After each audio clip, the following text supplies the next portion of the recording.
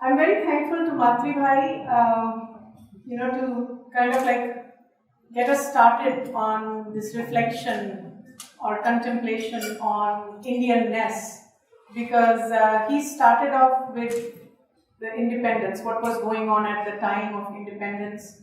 And I would like us to, since we are now in 151st year of Sri Aurobindo, having just completed 150th years of his consciousness shaping so many events on the outer scene and primarily on behind the veil, how things were shaping up. So I want to just take a moment to remind us of this particular message that Sri Aurobindo had given, which is simply titled 15th of August 1947. Though the message was broadcast, it was requested by All India Radio, and it was broadcast on 14th of August 1947, a day before.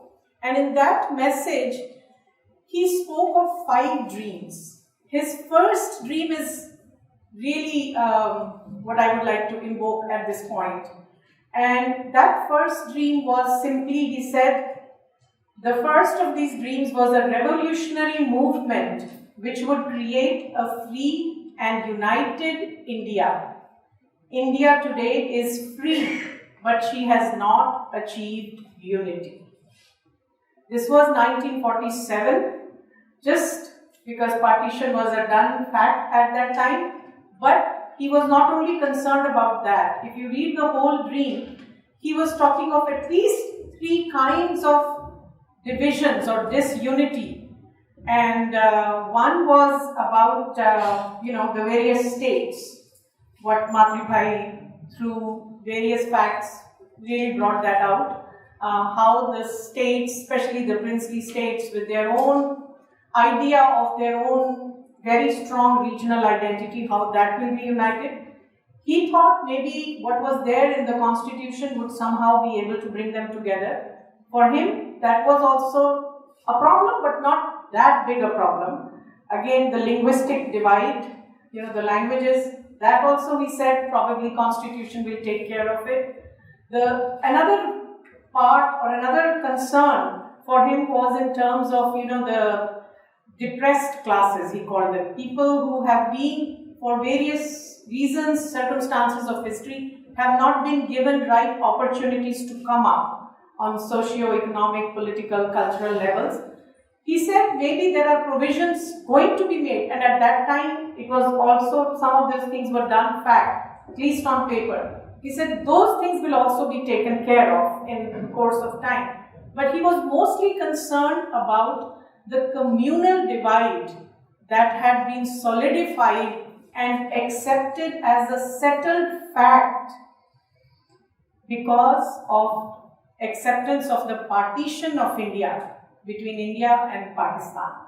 And he said this is going to be a major danger for the integrity of India if this problem is not settled or not resolved or understood and addressed in a very mature way. First, within the boundaries of what was then going to be the Republic of India, and then at the international level. So he said very categorically, I read, he says, it is to be hoped that this settled fact will not be accepted as settled forever or as anything more than a temporary expedient. Temporarily, he said, we may have to do it because it was somewhat accepted. But it will not be settled forever, he said. For if it lasts, India may be seriously weakened, even crippled.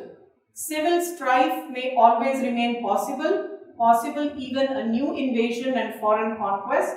India's development and prosperity may be seriously impeded, her position among the nations weakened, and things like that. And then he says, this must not be, the partition must go.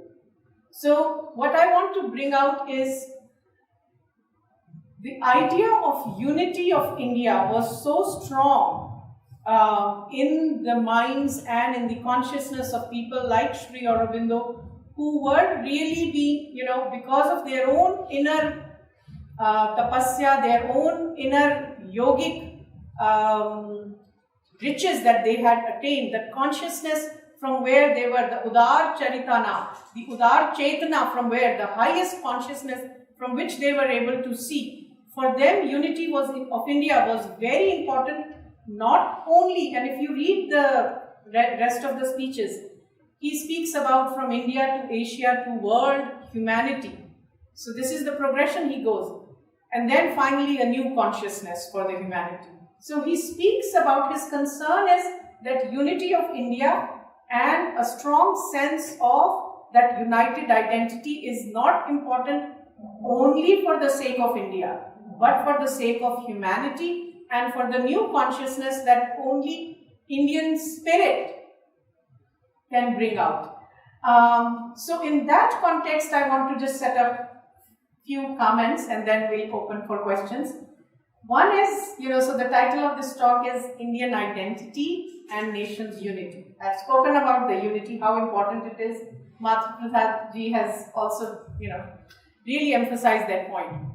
But individually, our individual identity, because a nation is, as Matri Bhai also said, is a composite of many Shaktis, the all individual units that we are. So what does it mean for us to have an Indian identity? What Indianness means for us on an individual level? So, usually we think of our regional background, language background, our religious background, maybe our socio-economic class, that this is who I am, and we carry that identity on our shoulders as a chip sometimes. But if we really think about it, these are pretty superficial, very surface level identity. And I want to propose whether we can think about identity in a little deeper way. And for that, we have to go to that cultural view of human being, which looks at human being in a little different and in a little deeper way. So for that, I think we have to look at our ancient rishis and sages. And 2-3 examples I want to give. One is, so there is a body of literature, body of scriptures in India called as Tantra. So in Tantra, we have this description about how a human being evolves, how a human identity evolves. And the 3 terms that are given are Pashu, Veera and Deva. To begin with, we are all at the animal consciousness with same cravings and desires and impulsions that drive an animal. I'll just leave it there. This is something to reflect upon. What parts of us are still at that level of consciousness, and what is this Pashu Chetana, animal consciousness, khaya piya soya, kind of like that, Then a little higher is the Veer, the one who has the courage to rise above his or her animality, to fight the battles within and become a strong human personality, a strong human identity. And then beyond that, further elevation in consciousness makes us into Deva, which is the divine being, the truth of the being that we are within. This is one model of identity development that we find from our Indian tradition. There is another one in Bhagavad Gita, which comes from the Upanishadic tradition. And there in chapter 16, we have a very simple distinction between Asura and Deva. Asura, who is of a lower consciousness, or rather a more of an egoistic consciousness, and Deva, who has again a wider consciousness. So I'm just going to read out Sri Aurobindo's translations of the qualities that are mentioned in Bhagavad Gita.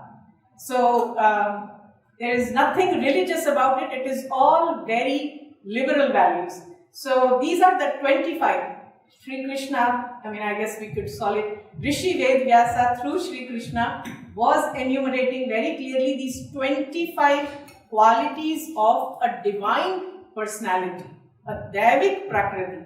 He said, it's all for up to us to what extent we have these qualities within us. Because that's what our individual identity is formed. Number 1, very important, fearlessness. Number 2, purity of temperament. Number 3, steadfastness. It's a little bit more elaborate than that. Steadfastness in the yoga of knowledge. Steadfastness in the idea of knowing who I am, the higher knowledge, self-knowledge. Number 4, giving. Then we'll continue to read self-control, sacrifice, the study of scripture, the study of higher texts. Ascesis, the idea of a little bit of, detachment from your desires. Candor and straightforwardness, harmlessness, truth, absence of wrath, self-denial, calm, absence of fault finding. I love this one. Absence of fault finding. Anything goes wrong in our lives because somebody did this to me. Absence of fault finding. These are all divine qualities. Compassion to all beings. Absence of greed, gentleness, modesty, freedom from restlessness, energy, forgiveness, patience, cleanness, absence of envy and pride. These are the wealth of man born into divine nature. If we use this as a model of identity development and develop Indianness out of that, all our problems of disunity can be addressed. Then we need to know a little bit of the opposite also. What are the asuric qualities Bhagavad Gita mentions? And few of them are these: pride, insatiable desire, acute egoism, arrogance, excessive self-esteem, wrath, excessive lust, harshness, ignorance, non-truthfulness, always scheming for more gains. How contemporary is this value, right? This is a problem. Always scheming and manipulating for more gains, disproportionate vanity, self-ostentation, endless craving. These are Bhagavad Gita mentions as asuric qualities, asuric prakriti. To constantly work upon ourselves to get rid of these qualities and to grow more into the divine nature, the 25 qualities that I read out earlier, could be the Indian model of identity development, personality development. And therein, I think, lies the key to the problem of India's unity also. The other important distinction when it comes to Indian identity that we find, so I'm going from Tantra to Upanishad, Gita, and further back, Veda. The Veda uses two terms, Arya and Anarya, or Dasyu. Sometimes Anarya is Dasyu. Who is an Arya? Who is an Aryan and who is an Anaryan, or Dasyu in the Vedic understanding? So there is a long history about how the word Aryan was totally misunderstood, and we ended up having such a huge problem as to, Aryan Dravidian divide. And I'm so glad that Matri Bhai brought up the story of Rishi Agastya, because often that story is also misinterpreted to justify Aryan Dravidian divide. But Sri Aurobindo was probably the first scholar to refute that there is any separation, any division like that between Aryan and Dravidian. And now pretty much all research of, from genetics to anthropology to archaeology, everybody, speaks about that. There was never an Aryan and Dravidian divide as such. But there is, if that was not the case, leaving aside the misinterpretation, who really is an Aryan also gives us an idea into the identity development on an individual level, which then makes us ready to work towards India's unity. So these are the qualities Sri Aurobindo lists in terms of what makes an Aryan character. Again, perfect model of identity development. Liberality, love, courage, energy, modesty. How could we not have any problems against this? What are the means? So these are the qualities to develop a good Aryan character. What are the means to cultivate these qualities? Knowledge, knowledge of the world, knowledge of the self, knowledge of multiplicity, knowledge of the one behind the multiplicity, the one absolute behind the multiplicity. Second means devotion, devotion to something higher, not to our ego, but to something beyond ego, and non-attached activity, offering all that we do to some higher force. This, he says, could be the means to develop this character. And what are the works of a person who has this kind of an identity, this kind of character? Sri Aurobindo lists 5. To spread the light of knowledge among people, to hold before the race, before the human race, the impeccable ideal of elevated liberal character. So to be that ideal, to protect the weak, to punish the powerful tyrants, and not to accept the law of inferiority and servitude. How beautiful. If we can all develop such a character, we really would not have problems of disunity. This is the Udar Charitanam Vasudhaiv tu Kutumbakam. The one who has a wide consciousness can see then world as one family. So Sri Aurobindo says the work that we really have to do today in order to develop a strong sense of Indian identity so that we can work towards India's unity is ensuring that our future generations become men and women of wisdom, which is where I think this collaboration between Sri Aurobindo Society and Pondicherry University becomes so important, that we would like to be a partner in achieving this aim. Helping future generations, helping humanity become more truth-abiding, living in truth. Hypocrisy is one major probably the only thing that the new world, the new age will no longer admit. To be lovers of mankind, to be inspired by feelings of motherhood, to be courageous, very important, fearlessness, and to be humble. So this is what I have collated for our present deliberation as to what could be the way to develop that strong sense of Indian identity, which can really help us to come together as a nation to be ready for the work that nation has to do for the humanity.